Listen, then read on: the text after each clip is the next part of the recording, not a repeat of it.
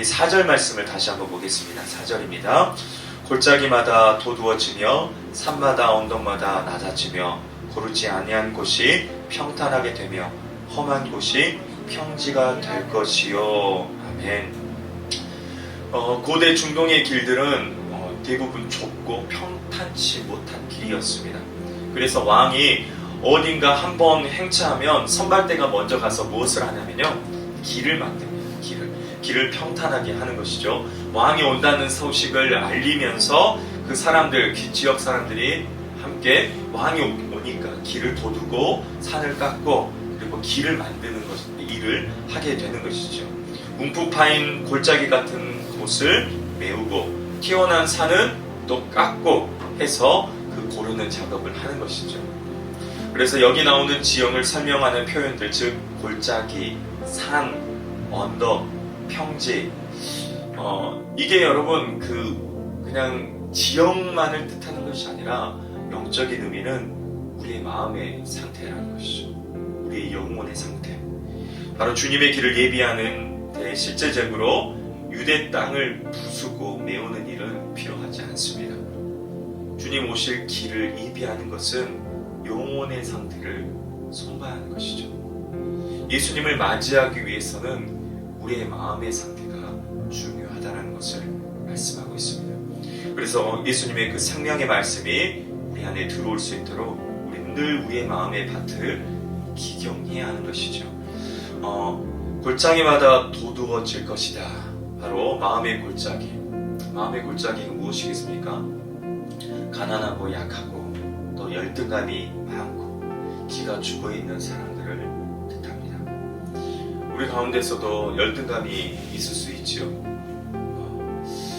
학벌, 또 외모적으로, 또 가지고 있는 재물들을 통해서 우리보다 더 뛰어난 사람들을 볼 때 또 자존감이 낮은 사람들은 열등감을 갖습니다. 왜 나는 저렇게 살지 못할까?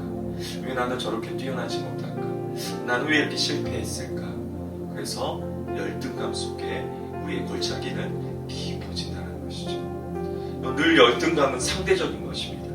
강남에 사는 사람들은 자신이 잘 산다고 이렇게 우쭐대지만 더 잘 사는 사람들을 보면 또 낮아지는 것이죠.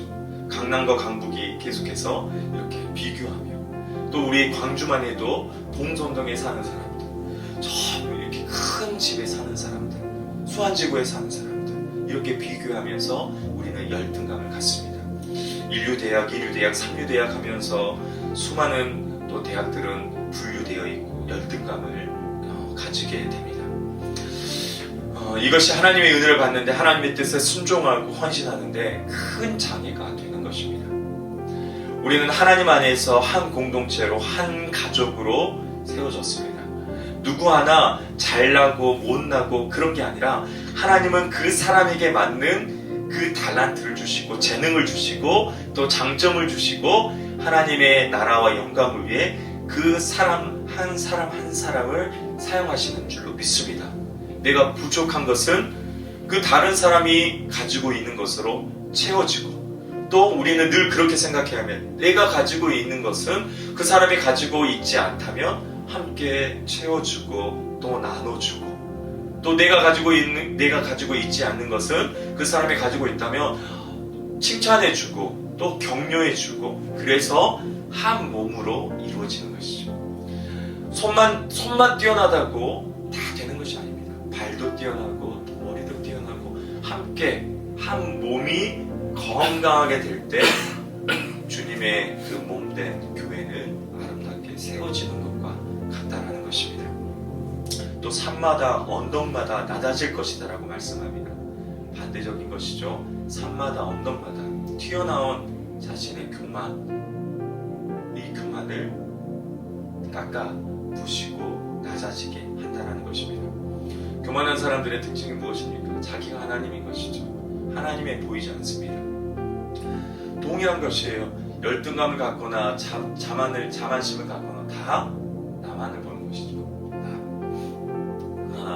하나님을 바라봐야 합니다. 내가 하나님에 대해서는 안 되는 것이죠. 하나님의 바라보면서 늘 우리는 제가 좋아하는 단어가 있는데 그거는 낮은 마음이에요. 낮은 마음. 우리가 낮아지면 낮아질수록 하나님은 높아지시는 것입니다. 네.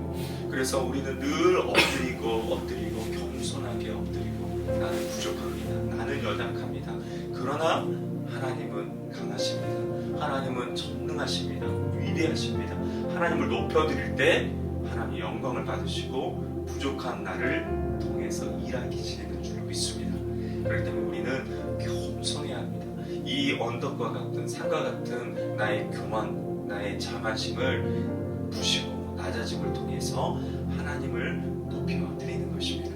그렇게 낮은 마음을 통해서 주님 오실 길을 우리는 예비하고 주님을 맞이하게 되는 것입니다.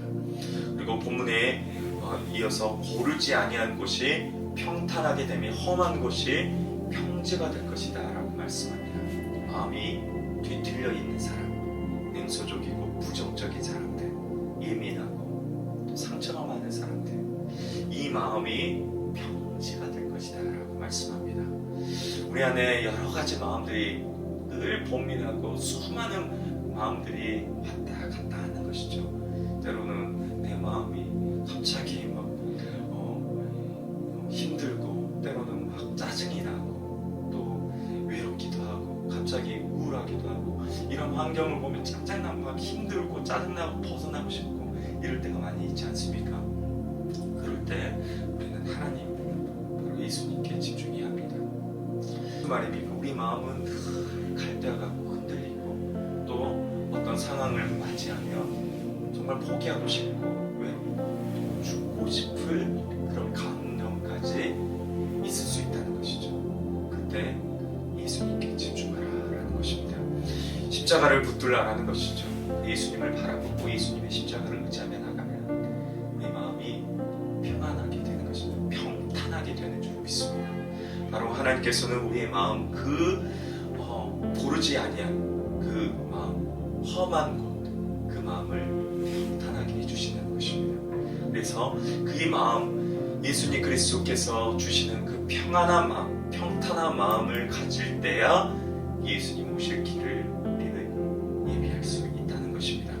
그래서 우리의 영혼이, 우리의 마음이 평안하고 건강해야 예수님을 맞이하고 또 예수님의 그 은혜를 우리 누릴 수 있게 되는 것입니다. 그래서 예수님의 큰 은혜를 맞이하기 위해서 우리의 마음의 밭이 준비되어야 하는 것입니다. 사랑하는 우리 기라나 교회 성도 여러분, 우리의 마음, 열등감, 또 자만, 또 교만한 마음들, 또 마음의 상처, 우울한 마음들, 그 마음들을 하나님께서 오늘 이 시간 평안하게, 평탄하게 또 깎아주시고 메워주시고 평탄한 길로 우리를 인도하실 줄로 믿습니다. 그렇게 마음의 평안을 주시고 이제 잘 기경하시기를 주님은 원하신다는 것입니다. 하나님께서는 이 놀라운 은혜를 하나님의 사람, 기도하는 사람 한 사람을 부르시고 세우십니다. 여러분, 우리가 지난주에도 말씀했지만 늘 수시로 기도할 수 있게 되기를 바랍니다. 우리가 직장에서 또 가정에서 또 길을 걸을 때, 운전할 때 늘 하나님 십자가를 묵상하며 바라보며 기도하는 가운데 늘 하나님과 동행할 수 있게 되기를 축복합니다. 기도해야 길이 열리고 기도해야 주님 오실 길을 예비할 수 있다는 것입니다. 기도할 때 성령이 이 불처럼 바람처럼 임하면서 우리의 모든 길을 보게 하신다는 것입니다. 특별히 우리 기라나 교회, 특별히 이 예배의 귀한 공간이 기도의 처소가 되기를 축복합니다. 기도의 제단에 불이 꺼지지 않는, 기도의 향이 아름답게 향기롭게 주님의 보좌 태워지고 올라가게 되기를 축복합니다. 그래서 우리는 이 광야 같은 시대에 하나님께서 기도함을 통하여서 예수 그리스도의 오실 길을 예비하는 한 사람 한 사람으로 세워주실 것입니다. 하나님께서는 세상을 어떤 사람을 통해서 변화시키시냐면요, 똑똑한 사람을 통해서 변화시키지 않습니다. 위대한 그 한 사람, 하나님의 세우신 사람은 바로 기도하는 사람입니다. 기도할 때 하나님은 역사하십니다. 우리 길하나 교회가 우리 모두가 기도할 때 우리의 마음의 밭을 하나님께서 기경해 주시고 상처를 위로해 주시고 또 예수 그리스도의 오실 길을 예비하는 한 사람 한 사람으로 세워주실 줄로 믿습니다.